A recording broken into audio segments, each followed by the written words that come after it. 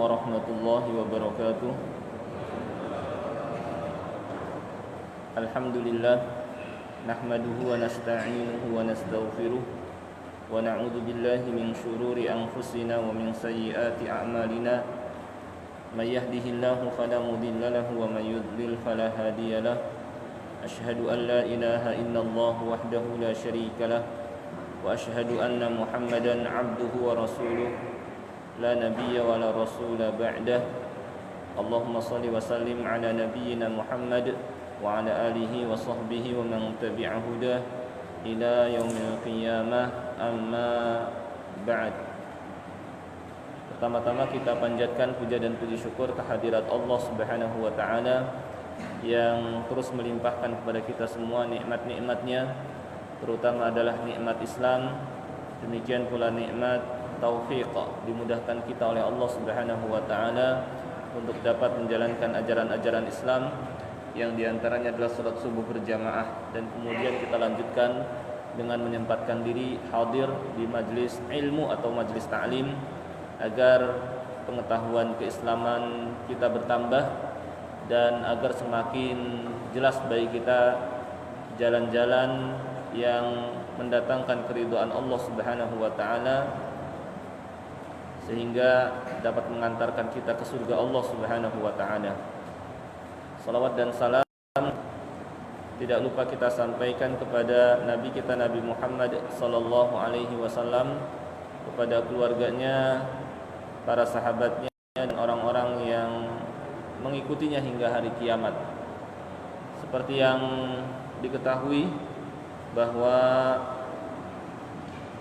sekarang kita berada di akhir bulan Rajab, dan insyaallah ya hari berikutnya kita akan memasuki bulan Sya'ban. Di bulan Sya'ban ada amalan yang Rasulullah sallallahu alaihi wasallam lakukan ya, yang insyaallah nanti akan saya sampaikan amalan tersebut, dan inilah yang sesuai dengan sunnah Rasulullah sallallahu alaihi wasallam. Di sini saya ada risalah judulnya menyambut bulan Sya'ban ya. Jadi Bapak-bapak sekalian,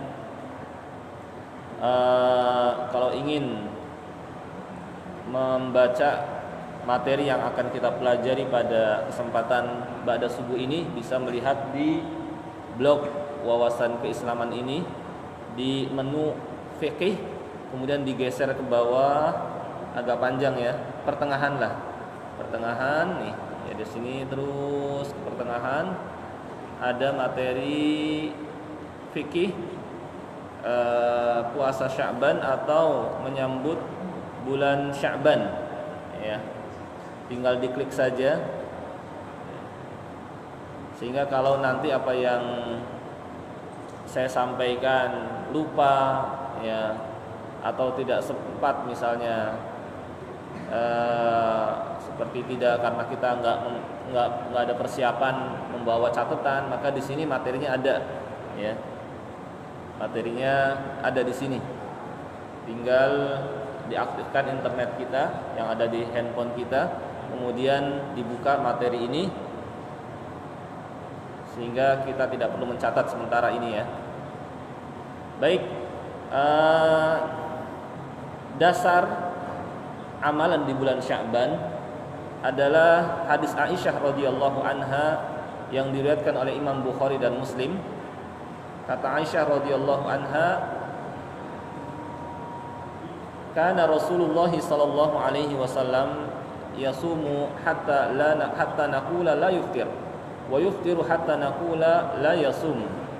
Wa ma ra'aitu Rasulullah sallallahu alaihi wasallam istakmala siyama syahrin qattun illa Ramadan wa ma ra'aitu fi syahrin aktsara minhu siyaman fi Sya'ban. Keadaan Rasulullah sallallahu alaihi wasallam apabila berpuasa ya, maka beliau terkadang sering berpuasa. Kalau lagi sering puasa ya. Dan ketika sedang biasa berbuka, maka beliau juga sering berbuka, sampai kan kami mengatakan kok Rasulullah sallallahu alaihi wasallam tidak puasa, ya. Jadi terkadang beliau memperbanyak dan terkadang beliau agak jarang, ya. Kemudian kata Aisyah radhiyallahu anha, "Wa ma ra'aitu Rasulullah sallallahu alaihi wasallam." Aku tidak pernah melihat Rasulullah sallallahu alaihi wasallam istakmala siyama syahrin qattun ila Ramadan. Menyempurnakan berpuasa sebulan penuh, ya, kecuali pada bulan Ramadan. Menunjukkan bahwa puasa yang Rasulullah sallallahu alaihi wasallam kerjakan selama sebulan penuh, tidak ada bolong-bolongnya, hanyalah pada bulan Ramadan.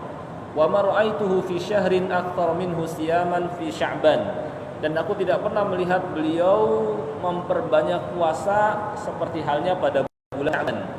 Menunjukkan bahwa bulan yang Rasulullah sallallahu alaihi wasallam sering berpuasa pada bulan tersebut adalah bulan Sya'ban, ya.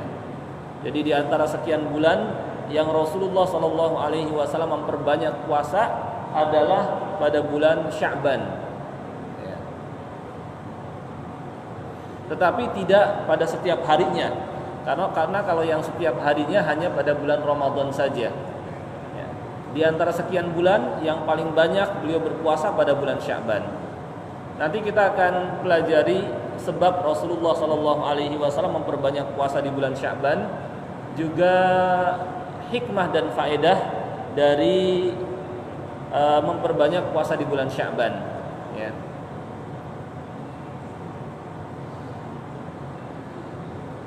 Kita lihat dalam hadis yang lain, yaitu hadis Usama bin Zaid, ya. Dalam hadis Usama bin Zaid yang diriwayatkan oleh Nasa'i, ya,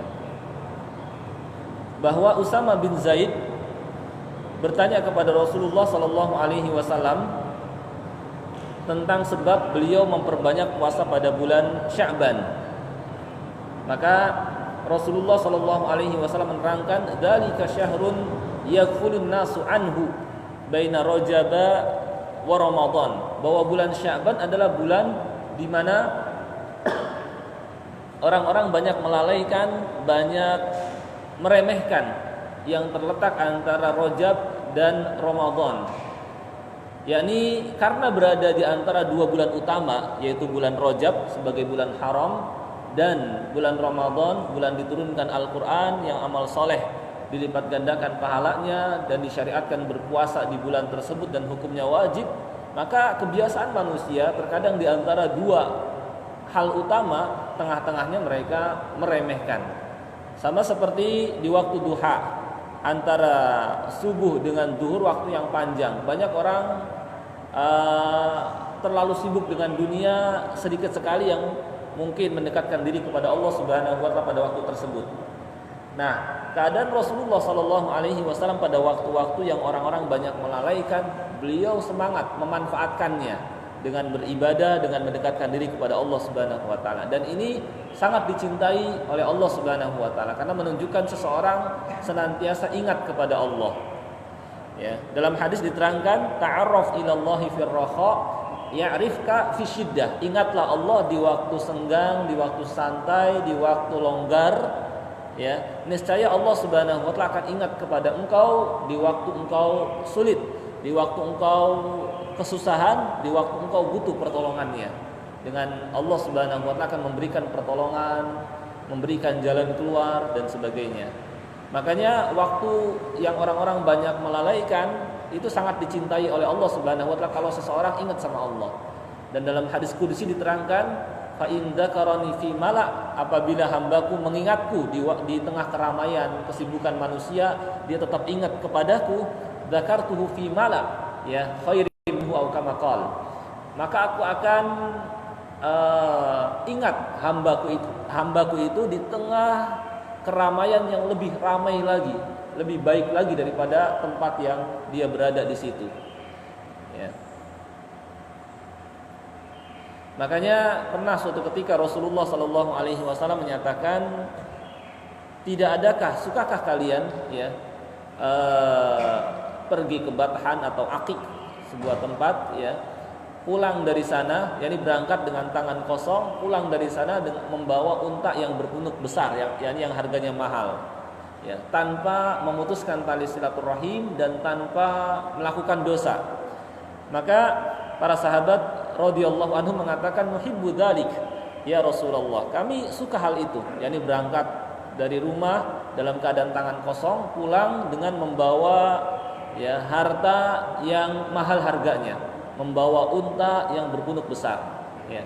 Maka Rasulullah Shallallahu Alaihi Wasallam bersabda, tidak adakah di antara kalian yang yakni di waktu duha pergi ke masjid, lalu dia sholat 2 rakaat, kemudian membaca beberapa ayat Al-Quran.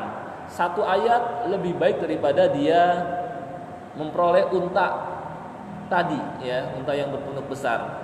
2 ayat lebih baik daripada 2 unta. 3 ayat lebih baik daripada 3 unta. Dan semakin banyak ayat yang dia baca, maka semakin banyak atau lebih baik daripada beberapa ekor unta yang dia dapatkan, ya. Seakan-akan tentu kita, ya, kalau misalnya kita keluar dari rumah kita dengan tangan kosong, ya, pergi ke satu tempat, pulang membawa misalnya mobil, ya, kita semua tentu ingin seperti ini. Nah, kita datang ke masjid, sholat sunnah 2 rakaat, sholat duha ditambah dengan baca Al-Quran, lebih baik daripada kita berangkat dari rumah dengan tangan kosong, pulang dengan membawa mobil misalnya. Itu lebih baik. Yakni ini maksud sabda Nabi Shallallahu Alaihi Wasallam, gitu ya. Nah, ini sebab Rasulullah Shallallahu Alaihi Wasallam memperbanyak puasa Sya'ban, karena bulan tersebut bulan orang-orang melalaikan, meremehkan. Yang kedua, wa huwa syahrun turfa'u fihi al-a'malu ila rabbil alamin. Wa bulan Sya'ban adalah bulan di mana amal-amal diangkat menghadap Allah Subhanahu wa taala. Yakni ada waktu bulanan, harian, yang mana pada bulan dan hari tersebut amal diangkat menghadap Allah Subhanahu wa taala. Kalau bulan Sya'ban, dan kalau hari Senin dan Kamis, ya, Senin dan Kamis adalah hari di mana amal diangkat menghadap Allah Subhanahu wa taala.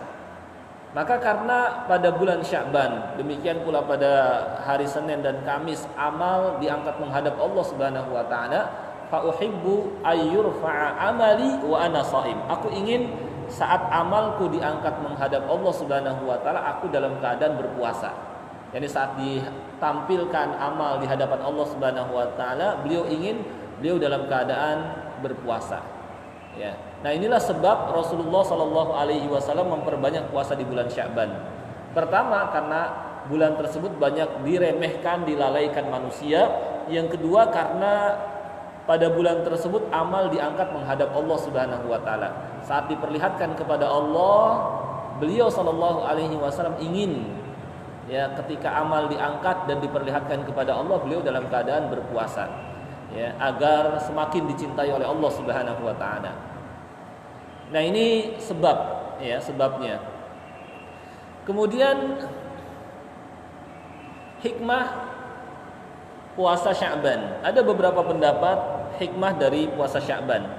Ada yang mengatakan bahwa hikmahnya adalah li ta'zim Ramadan, untuk memuliakan bulan Ramadan. Tetapi hadis yang menerangkan demikian, hadisnya dhaif, ya, atau tidak sahih. Nah, ini yang tadi sebab Rasulullah Shallallahu Alaihi Wasallam memperbanyak puasa Sya'ban. Kalau kita perhatikan hikmah, ya, puasa Sya'ban atau memperbanyak puasa di bulan Sya'ban, hikmahnya adalah bahwa dengan kita memperbanyak atau membiasakan puasa di bulan Sya'ban, yang tampak, hikmah yang tampak atau yang jelas adalah agar nantinya ketika kita memasuki bulan Ramadan, kita ringan menjalankan ibadah puasa, karena sebelumnya sudah terbiasa berpuasa. Beda dengan orang yang langsung memasuki bulan Ramadan, dia langsung berpuasa, khawatir dia kaget, ya, karena sebelumnya tidak terbiasa berpuasa. Sedangkan mereka yang sebelum bulan Ramadan, di bulan Sya'ban, ya, mereka berpuasa, membiasakan diri berpuasa, maka faedah dan hikmahnya adalah ketika memasuki bulan Ramadan akan ringan menjalankan puasa Ramadan, ya, karena terbiasa. Ini hikmahnya. Seakan-akan puasa Sya'ban adalah pemanasan, ya, agar dia ringan nantinya masuk ke bulan Ramadan. Sama seperti ketika kita akan berenang. Ya, sebelum kita menceburkan diri ke kolam renang, ya supaya kita tahan lama di kolam renang, ya tidak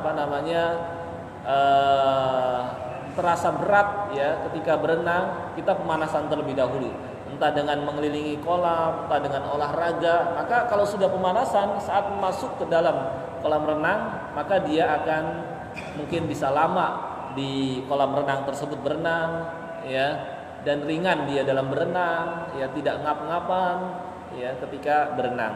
Seakan-akan puasa Sya'ban seperti ini, ya sebagai pemanasan dan supaya dia ringan ketika memasuki bulan Ramadan atau supaya tidak kaget, ya. Nah ini hikmahnya. Kemudian prakteknya, kalau kita perhatikan hadis Aisyah radhiyallahu anha, bahwa Aisyah radhiyallahu anha tidak pernah melihat puasa yang paling sering Nabi SAW lakukan seperti halnya pada bulan Sya'ban, menunjukkan bahwa praktek puasa Sya'ban adalah dengan memperbanyak puasa di bulan tersebut. Dan memperbanyak puasa tidaklah tercapai kecuali ketika dia memulai puasa dari bagian awal bulan Sya'ban. Dari bagian awal bulan Sya'ban, tidak di pertengahan, juga tidak di bagian akhir. Ya. Yakni dengan apa? Dengan dia memperbanyak puasa sunnah dari bagian awal bulan Sya'ban. Dan kita tahu puasa sunnah itu ada puasa Senin Kamis, ada puasa Nabi Daud sehari puasa sehari enggak, ada puasa Ayyamul Bid 13, 14, 15. Nah tinggal kita memperbanyak puasa di bulan Sya'ban dengan puasa-puasa sunnah tadi. Ini prakteknya, ya, dari bagian awal bulan Sya'ban. Ya kalau misalnya kita sebelumnya di bulan Rajab atau bulan sebelumnya kita jarang puasa, maka coba dilatih puasa pada bulan Sya'ban. Ya, bisa dengan Senin Kamis, ya. Bisa dengan, kalau yang sanggup puasa Nabi Daud silahkan. Bisa juga ya minimal misalnya pada Ayyamul Bid tanggal 13, 14, 15 ya. Supaya kita sudah sebelumnya sudah berpuasa sehingga ringan nantinya ketika masuki bulan Ramadan. Nah, ini praktek puasa Sya'ban. Oleh karenanya hukum puasa Sya'ban ini ulama menerangkan ada 3 hukum. Ya, ada 3 hukum. Ini sudah ada di sini rinciannya. Pertama, sunnah atau mustahab atau dianjurkan, yaitu ketika dia memperbanyak puasa dari bagian awal bulan Sya'ban. Berdasarkan hadis Aisyah radhiyallahu anha yang tadi saya terangkan, yakni sunnah ketika dia mulai berpuasa sunnahnya dari bagian awal bulan Sya'ban. Ya. Dalilnya hadis Aisyah radhiyallahu anha yang tadi saya sebutkan. Rasulullah SAW paling banyak berpuasa pada bulan Sya'ban. Ya. Yang kedua, puasa Sya'ban bisa berubah dari hukumnya sunnah ke makruh. Ya, dalam keadaan ketika dia memulai puasa Sya'ban, ketika Sya'ban sudah di pertengahan. Ketika bulan Sya'ban sudah di pertengahan, baru dia berpuasa. Nah ini makruh. Karena dalam hadis Nabi SAW bersabda, "Idzan tasafa Sya'banu fala tasumu." Ketika Sya'ban sudah di pertengahan 15 ke atas, maka janganlah kalian berpuasa.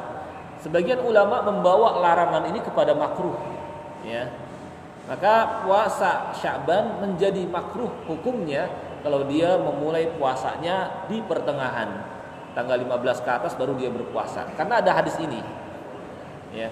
Dan bisa berubah menjadi haram dalam 2 keadaan.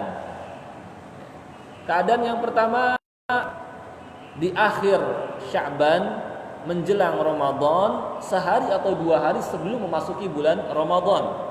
Berdasarkan hadis ini, la tuqaddimu Ramadan bi shaumi yaum wala yaumain illa rajulun kana yasumu shauman falyasumhu. Janganlah kalian mengawali Ramadan dengan berpuasa sehari atau 2 hari sebelum masuk bulan Ramadan. Kecuali kalau seorang sebelumnya terbiasa berpuasa, maka silahkan bagi dia berpuasa. Dari awal bulan Sya'ban dia berpuasa, ya Senin Kamis sampai bagian akhir silahkan. Tapi kalau dia mulai puasa di bagian akhir bulan Sya'ban sehari atau 2 hari sebelum memasuki bulan Ramadan, haram berdasarkan hadis ini. Ya, mulai puasanya di akhir bulan Sya'ban. Ini haram. Yang kedua, puasa Sya'ban menjadi haram juga ya ketika seseorang berpuasa pada hari yang masih meragukan, belum jelas apakah sudah memasuki bulan Ramadan atau masih di bulan Sya'ban. Ini tidak diperbolehkan sama, haram. Dalilnya ini, man shoma al-yawmal ladzi yushakku fihi faqad asa Abul Qasim. Barang siapa yang berpuasa pada hari yang masih meragukan, belum jelas apakah sudah memasuki bulan Ramadan atau masih di bulan Sya'ban, faqad asa, maka dia telah berbuat maksiat kepada Abul Qasim, yakni Rasulullah sallallahu alaihi wasallam. Nah, ini rincian hukum puasa Sya'ban agar kita ketahui. Sunnah, kalau dia memulai puasa sunnah, puasa di bulan Sya'ban dari bagian awal. Makruh kalau dia memulai pada pertengahan Sya'ban, dan haram dalam 2 keadaan. Di akhir Sya'ban, sebelum Ramadan sehari atau 2 hari sebelumnya, atau dia berpuasa pada hari yang masih meragukan, belum jelas apakah sudah masuk bulan Ramadan atau masih di bulan Sya'ban. Gitu ya. Jelas Pak ya? Ini ya. Ya, baik. Baik, kalau ini sudah dipahami, maka kita lihat sebagian manusia pada saat berada di pertengahan Sya'ban atau dikenal dengan nisfu Sya'ban, ya, melakukan beberapa amalan.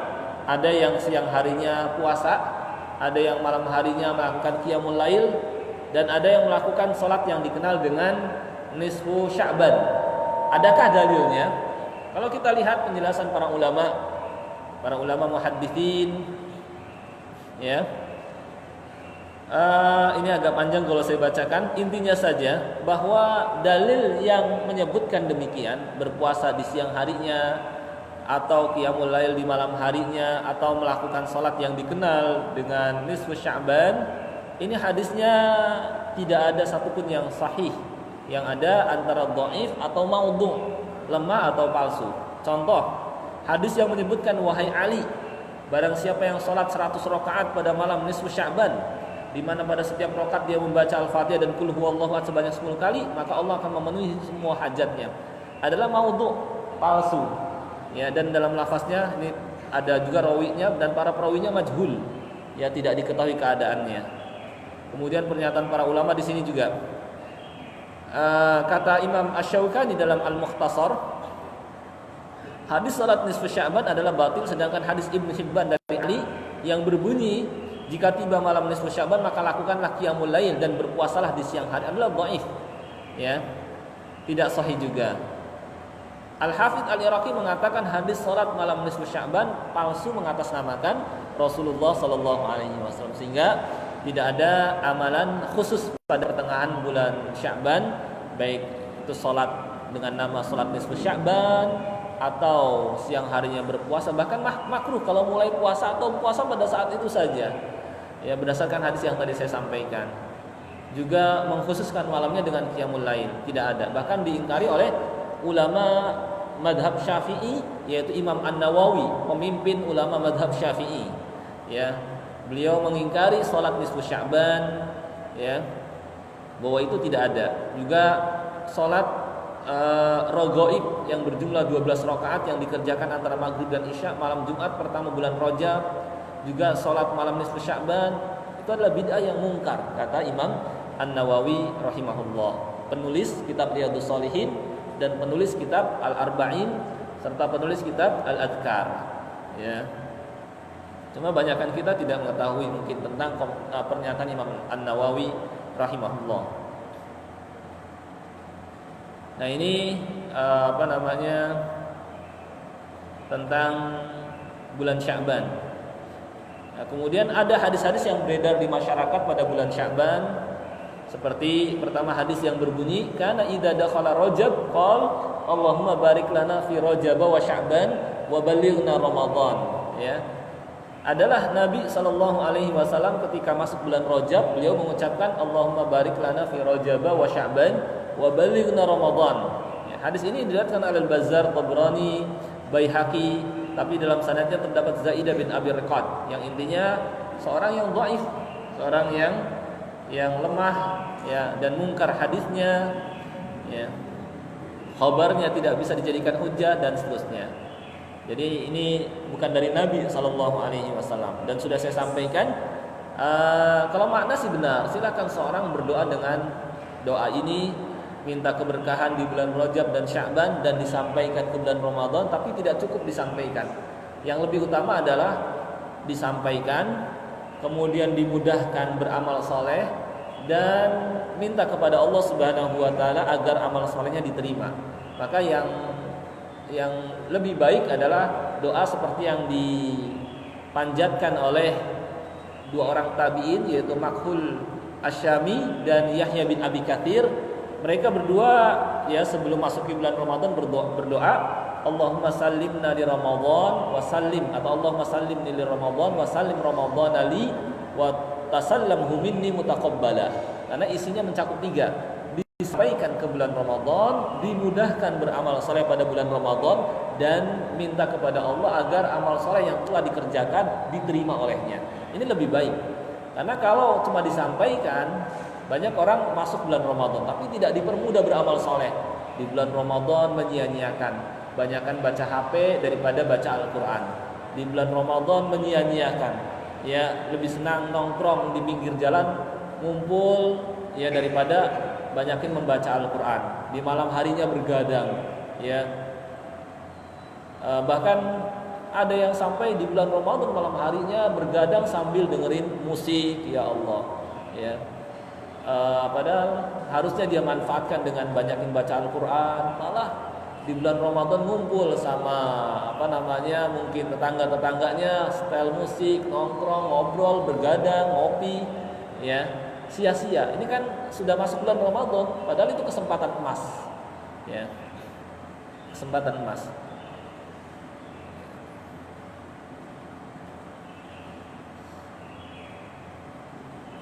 Ini juga hadis-hadis berkenaan bulan Sya'ban.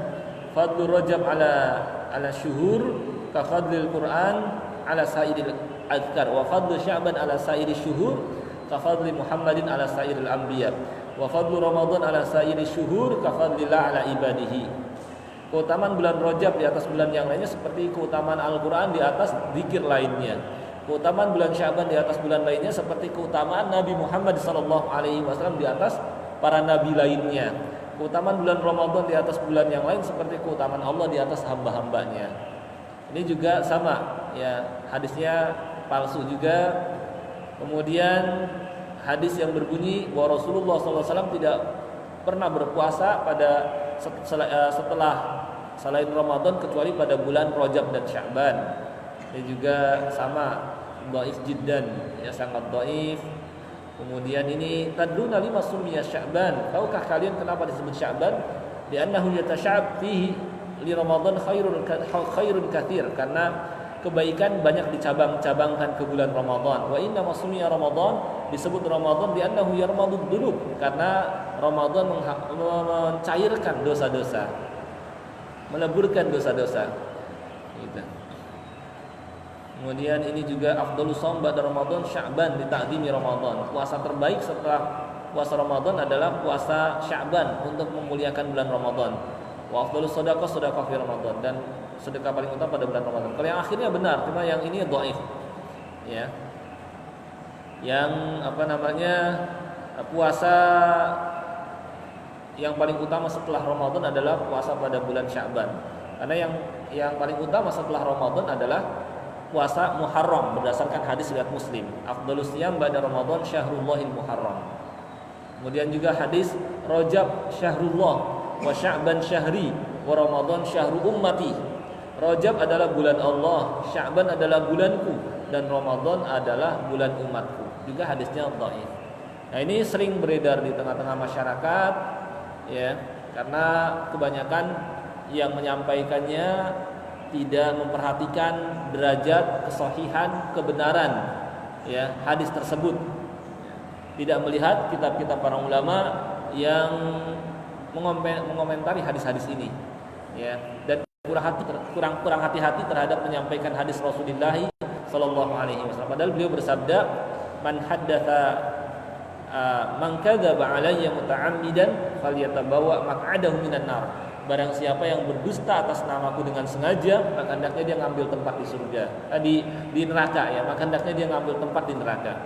Demikian pula hadis, man haddatsa anni bi hadis yara au yura annahu kadzib fa huwa ahadul kadzibin fa huwa ahadul kadzibain.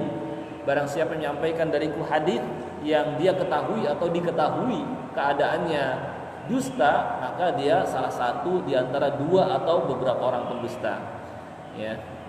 Sehingga tidak diperkenankan kita menyampaikan hadis dhaif apalagi maudhu kecuali dengan menerangkan kedhaifannya. Jangan, tapi kan ini hadis, iya, kita harus menerangkan bahwa itu bukan dari Rasulullah sallallahu alaihi wasallam. Para ulama kalaupun mereka membawakan di kitab-kitab mereka hadis dhaif, mereka terangkan, ya, atau minimal dengan sigot tamrid menunjukkan kelemahan hadis ini. Al-Hafidz Ibnu Hajar beliau mencantumkan terkadang dalam Bulughul Maram hadis dhaif, tapi beliau menerangkan ini namanya amanah, ya, amanah, ya, tidak menyembunyikan, gitu. Saya kira ini pembahasan tentang puasa Sya'ban. Sebenarnya saya juga ingin menerangkan tentang puasa Ramadan, akan tapi karena atau nggak apa-apa sedikit, atau langsung pertanyaan, Pak? Langsung pertanyaan aja, karena panjang, ya, karena masuk fikih puasa Ramadan. Karena supaya seseorang tidak menyia-nyiakan bulan Ramadan, tentu kita harus punya ilmu. Ada beberapa kiat sedikit saja supaya kita tidak menyia-nyiakan bulan Ramadan. Di antaranya adalah kita berdoa kepada Allah Subhanahu wa taala, dan doanya itu tadi mencakup 3 seperti yang saya sampaikan. Berdoa kepada Allah minta agar disampaikan, berdoa kepada Allah minta agar dimudahkan beramal soleh, dan berdoa kepada Allah agar amal yang telah dia kerjakan diterima. Dan itu dicakup dalam doa yang tadi saya sampaikan, Allahumma sallimni li Ramadan wa sallim Ramadhana li wa tasallamhu minni mutaqabbala. Kemudian dia pun pelajari amal-amal apa saja yang disyariatkan pada bulan Ramadan, ya. Dia pelajari adab-adabnya, amal yang disyariatkan, ya, sehingga dia tidak bingung apa yang harus dia kerjakan, ya.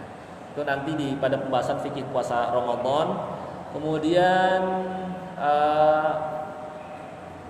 dia hadirkan perasaan, boleh jadi dia tidak berjumpa lagi dengan bulan Ramadan pada tahun berikutnya. Maka dengan menghadirkan perasaan ini, insya Allah dia terdorong untuk mengisi bulan Ramadan dengan sebaik-baiknya. Sebagai penutup saja, saya di sini ada sedikit video, mudah-mudahan bermanfaat ini. Cuma ini, mohon maaf, kadang mungkin nggak ada suaranya.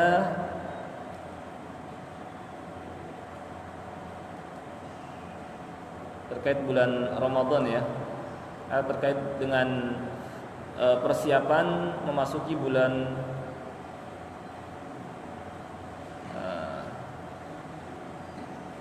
Ramadan. Mudah-mudahan kedengeran nanti pakai ini. Ini sebagai ini aja penutup, ya, di akhir. Sama kalau kita disampaikan bulan Ramadan, jangan kita sia-siakan. Di sini ada video bermanfaat. Sebentar.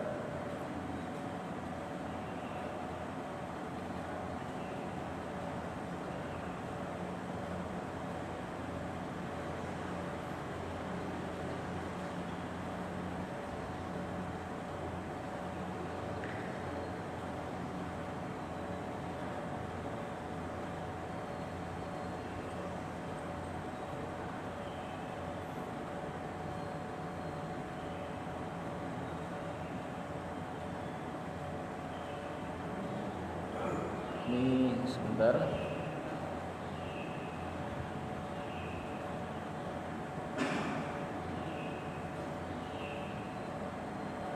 Nah, ini, ya. Mudah-mudahan bisa kedengaran suaranya.